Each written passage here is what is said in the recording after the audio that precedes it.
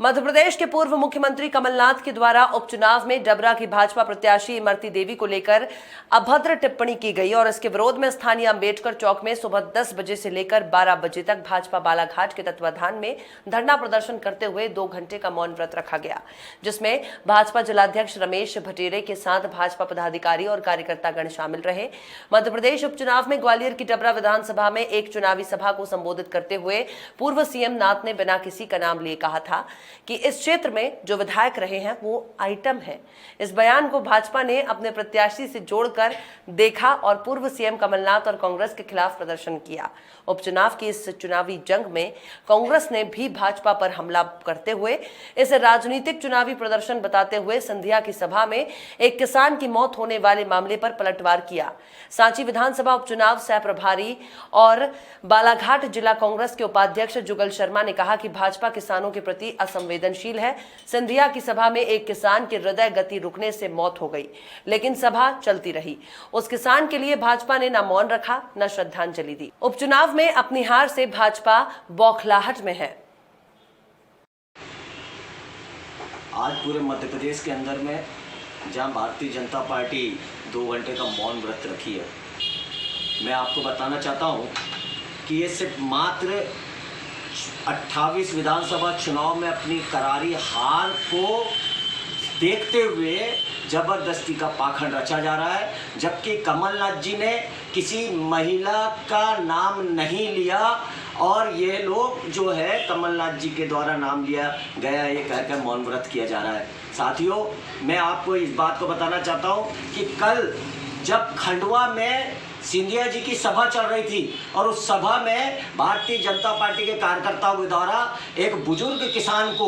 उस सभा में लाया गया और उस बुजुर्ग किसान का दिल का दौरा पड़ने पर उसकी मौत हो जाती है। लेकिन उसकी मौत होने के बावजूद भी सिंधिया जी और भारतीय जनता पार्टी के नेता धनाधन अपना भाषण देते चले जाते हैं और उस घटना की जब जानकारी मीडिया के माध्यम से व्हाट्सएप और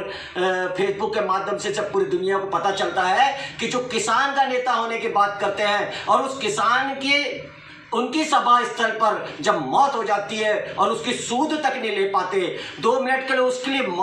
उसके लिए मतलब अगर वहां पे मौन व्रत रख लेते, एक श्रद्धांजलि दे देते तो कम से कम ये बात उनकी समझ में आती। जब इन्होंने देखा कि अब दुनिया के सामने, जनता के सामने अपना चेहरा कैसा लेके जाए, तो उन्होंने कमलनाथ जी को बदनाम करने के लिए इस बात का पाखंड रचा और पूरे प्रदेश के अंदर, देश के अंदर में मौन व्रत करने का एक नाटक करते जा रहे हैं। अरे भारतीय जनता पार्टी के सारे नेताओं को मैं बताना चाहता हूं कि आप जिस इमरती देवी के बारे में बात कर रहे हैं वो इमरती देवी के खुलेआम स्टेटमेंट है। मीडिया के माध्यम से आप खुद देखते हो, उल जलूल बातें करने का काम इमरती देवी कैसी करती है। वो तो खुलेआम कहती है कि मध्य प्रदेश में भारतीय जनता पार्टी की सरकार है, हम तो कलेक्टर को बोल के हम अपना चुनाव जीत जाएंगे, हम तो पैसे के दम पे चुनाव जीत जाएंगे। साथियों, ये मैं बात बताना चाहता हूँ, कमलनाथ जी एक स्वच्छ छवि के नेता हैं और कमलनाथ जी कभी किसी के ऊपर में ऐसी टीका टिप्पणी, गलत शब्दों का इस्तेमाल नहीं करते। ये जो आइटम शब्द है, आइटम शब्द के लिए तो कमलनाथ जी ने कहा कि भैया ये जनता मुझे पहले ही बता दी होती तो मैं इसके पहले ही मंत्री नहीं बनाता। तो साथियों, मेरा ये आपको पुनः इस न्यूज के माध्यम से, इस पुलिस वाले न्यूज चैनल के माध्यम से मैं आपको ये बताना चाहता हूं कि जब करारी हार, जिस प्रकार से लोकतंत्र की हत्या चाहे सिंधिया जी ने की हो चाहे शिवराज जी ने की हो, इन दोनों की जो स्थिति देखने को आ रही है। मैं खुद सांची विधानसभा क्षेत्र के अंदर में हमारे पूर्व के कैबिनेट मंत्री